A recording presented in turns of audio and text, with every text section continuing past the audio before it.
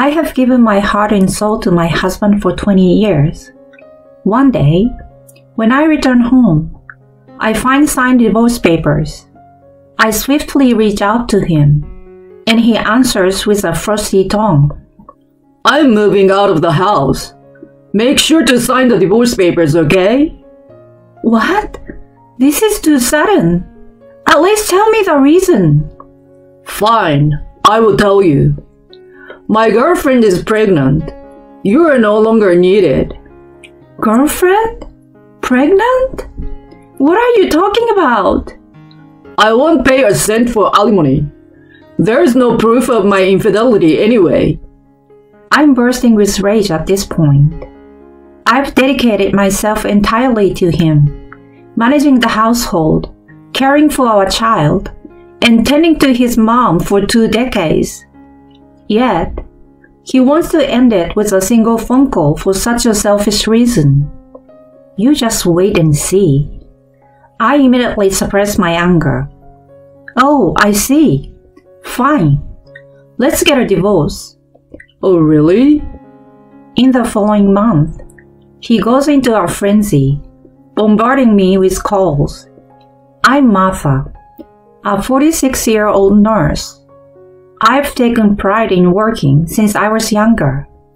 My husband's name is Tony. He's 2 years older than me and works in a telecom company. We met through our mutual friend. His dependable and manly attitude grabbed my heart back then. We started going out, and eventually, he popped the question. I was thrilled to be engaged to him. His father had passed away during his university, so his mother lived alone. I heard that she was from an affluent family, and she carried an air of sophistication. Oh, what a lovely girl! I'm so glad to have you as my family. She gave me a gentle smile. I was happy to have such a charming mother-in-law. After we got married and moved in together, I discovered that he had no intention of sharing household chores. He left his laundry lying around, didn't take out the trash, and never bothered to clean up after eating. Since we were both working, I asked him several times to help out, but all he ever said was, Housework is a wife's responsibility. Don't try to make me do it. Back then, society was a little more conservative compared to today, and there was still a belief that housework was a wife's duty, and men should be put on a pedestal. So I obediently followed this idea. Not long after we got married, I became pregnant.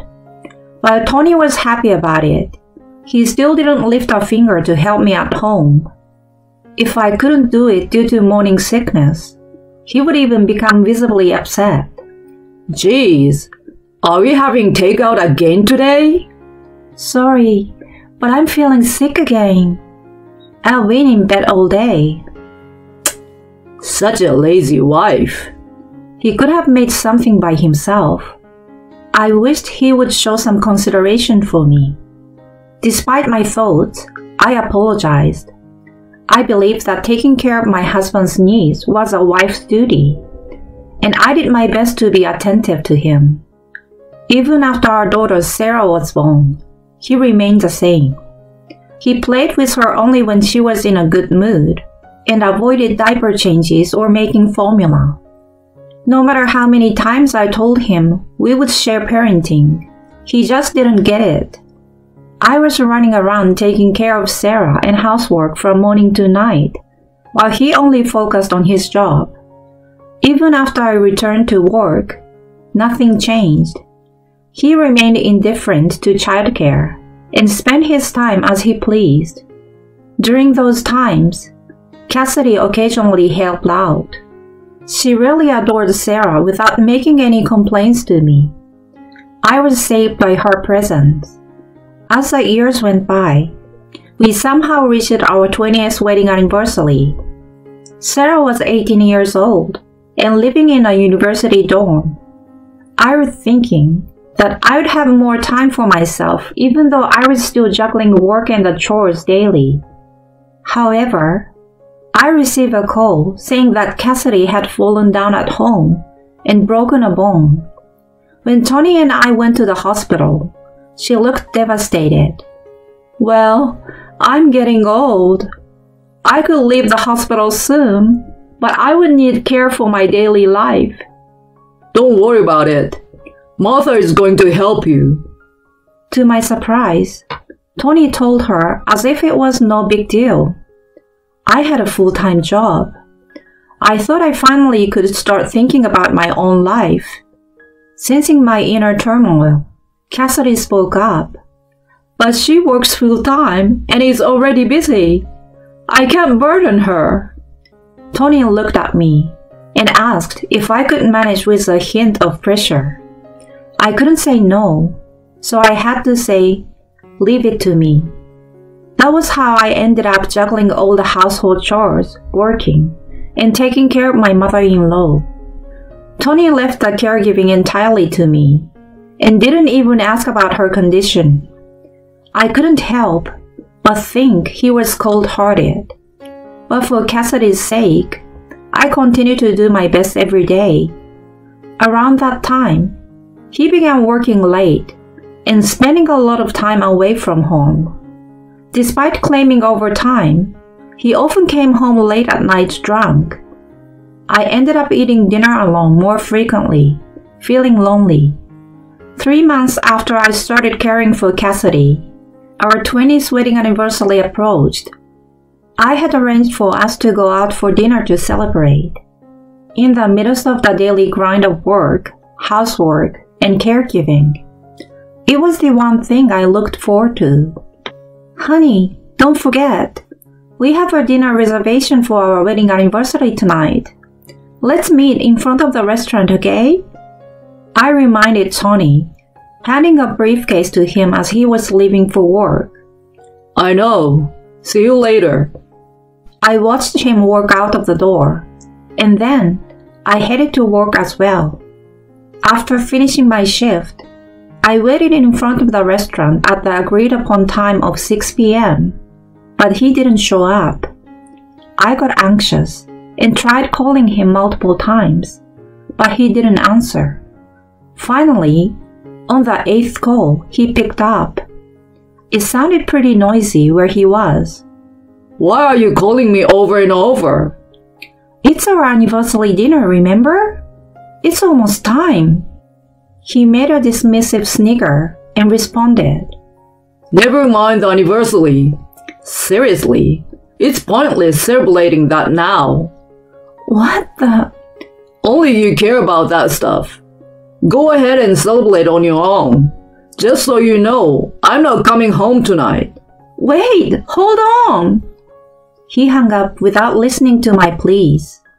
In the end, I couldn't bring myself to eat alone, so I canceled the reservation and left the restaurant disappointed.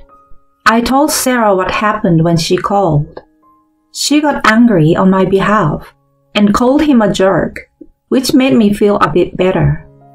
Afterward, I went to check on Cassidy. She noticed the air of gloom surrounding me and asked what happened. I ended up telling her about how Tony had canceled our anniversary dinner. Her face became quite serious, and I immediately regretted telling her. As I grew anxious, she spoke in a solemn tone. Listen, Martha, I must tell you something. And then, she stunned me with her unexpected revelation. 3 months had passed since then. When I returned home from stopping by Cassidy's after work, my house was pitch dark. As soon as I turned on the lights, I saw something on the table that left me speechless. They were divorce papers left by Tony. I immediately reached out to him. Honey, where are you? What are these papers? He didn't hide his annoyance and replied, I'm moving out of the house. Just sign those, okay? What? This is too sudden. At least tell me why. I will tell you then. My girlfriend is pregnant. You are no longer needed. Girlfriend? Pregnant? you talking about? I won't pay a cent of alimony. There is no proof of my infidelity anyway. I was burning with rage at that moment. I dedicated myself entirely to him, managing the household, caring for our child, and tending to his mom for 2 decades. Yet, he wanted to end it with a single phone call for such a selfish reason. I thought, you just wait and see. I immediately suppressed my anger. Oh, I see. Fine. Let's get a divorce. Oh, really? He sounded surprised by my reaction. Maybe he thought I would get angrier or beg. I calmly asked him, So, what are your plans for your mother's caregiving if we divorce? Caregiving? I'm sure I will figure out something. If you're so concerned about it, go ahead and you can continue. Anyway, I gotta go now. It feels so good to know that I don't have to see your face anymore. With that, the call ended. I couldn't help but smile as I held my phone. Afterward, I gave Sarah a rundown of what was happening. Finally, you're better off without him. Let me know if you need my help. Once again, I was left dumbfounded at how little he was regarded by his own daughter. About a month later, I received a call during my lunch break. It was from Tony, so I ignored it, but the phone didn't stop ringing. He was bombarding me with incessant calls. It was becoming quite annoying, so I reluctantly picked it up. Yeah? At last! What the heck do you think you're doing by sending me that? Oh, you got it, huh? I replied to his anger nonchalantly. He continued shouting nonsense, which I cut it off by saying, Come to your mom's place tonight at 7 p.m. We'll talk there. Then I hung up the phone. That night, I waited for him with Cassidy at her house until he arrived, looking all pissed off. God darn you! What do you think you're doing? What do you mean? I mean this. You're coming after me for alimony. He handed me the documents sent through a lawyer. I calmly told him, Well, we are getting a divorce because of your affair, so asking for alimony is only fair, right? Where's the proof of my affair then? Your girlfriend is with your child, right? You said so yourself. He fell silent. I wondered how reckless he could be without realizing it himself. But there should be no concrete proof of the affair. If I just play dumb, I won't need to pay alimony. I threw several photos at him while he stammered out excuses. They were of him walking arm in arm with a young woman and entering a hotel. What the heck? Were you having me followed? Obviously. Did you have fun meeting your girlfriend behind my back? I thought you had no idea. Then, Cassidy spoke up. I told her to look into your activities. I saw you walking with that woman when I was coming back from the hospital. What, you? That night, when our anniversary dinner was cancelled, she shamefully revealed about witnessing his affair. She urged me to act fast and even offered to cover the investigation fee if needed. With her assistance, I had the evidence collected. He brought up the divorce after that. So when he did, I already knew about his affair. I spoke matter-of-factly to Tony, who looked at me and Cassidy alternately. So we are getting a divorce. I will claim $30,000 for alimony and property division. Wait a minute. Please spare me from alimony. I have a new life waiting for me, you know. I'm going to have a child with her. The confidence and bravado from earlier disappeared, and he pleaded meekly. I looked down at him with a cold gaze. No, I will not spare you. If you refuse to pay, We'll go to court or whatever it takes." Hearing that, he suddenly became defiant. Fine. I will pay alimony or whatever. Anyway, I will inherit my mom's estate soon. Her family is rich, and I'm her only son. I'm going to get a substantial inheritance, you know. He sneered with a malicious expression. At that moment, Cassidy, looking exasperated, said, "You couldn't have cared less about me, and you betrayed Martha, who devoted herself to raising Sarah and caring for me. Do you really think you're getting an inheritance?" "I intend to give my assets to her and Sarah before I pass away. I've already changed the beneficiary for my life insurance to her. Don't expect to get anything from me." No way! He pleaded with her to reconsider over and over, but she was adamant. Frustrated, he glared at me. "You manipulated my mom. Remember this." Then, I decided to drop another bomb on him. "Oh, by the way, should I tell you something interesting?" "What?" He looked bewildered, and I handed him a manila folder. As he looked at the contents, his face turned paler and paler. What the heck is this?" "As you can see, it's evidence of your girlfriend Jessica meeting her real boyfriend. The pictures inside showed her hanging out with a young, handsome guy, kissing and doing what happy young couples do. Jessica, who had been working at a bar, seems to be deeply involved with one of the regulars." Tony trembled as he looked at the photos. "This can't be true. She's pregnant with my child." Despite that, she was drinking heavily at the bar and was puffing away on cigarettes too. "What?" "Well, this is what I found during my investigation. But she hadn't been to the obstetrician either. I doubt she's even pregnant." "But she was asking me for money for maternity checkups and baby clothes." I couldn't help but burst into laughter. "Seriously, do you really think a woman this young and beautiful would marry a middle-aged average Joe like you? Haven't you figured it out yet? She was just using you for money." "I'm ashamed of my son." Then he started to tremble and attempted to make a call somewhere. But the announcement on the other end said, "The call cannot be completed as dialed." "Why? What's going on?" I laughed at his clueless face. "She has probably blocked you. Looks like you've been dumped." No, it can't be."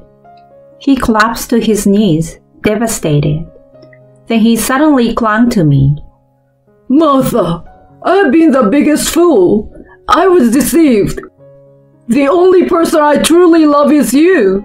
Let's start over. Let's go back to being a happy family with Sarah and Mom." He tried to grab my hand, and I forcefully pushed him away. "Don't touch me. You left me like that after I spent 20 years dedicating to you. I will never forgive you. Pay up and get lost, you scumbag." Then I kicked him out of the house while he bawled his eyes out in such a shameful way. Later on, we finalized our divorce. I was able to claim alimony from him and received a substantial portion in the property division. Sarah and Cassidy blocked his calls and stopped talking to him as well. Due to his financial contribution to his girlfriend, he had almost depleted his savings. He had to borrow money to pay alimony. At work, he used to brag about marrying a younger woman and having a child. It now became a running joke after his colleagues found out that he was dumped, and her pregnancy turned out to be a lie. He has been referred to as a pathetic old man who was fooled by a younger girl and abandoned by his wife since then. He lost his family, savings, and accumulated debts, forcing him to live in a rundown apartment. He's taken an extra job, working night shifts at the construction site to repay his debt. Even with this knowledge, I feel no sympathy for him. Instead, I think he got what he deserved. On the other hand, I sold the house and now live comfortably in a new apartment. Soon, I plan to take Sarah and Cassidy on vacation, using the alimony we won. Cassidy's health is improving, and she has been expressing her gratitude to me. From now on, I will cherish what's left and move forward with a bright outlook on life.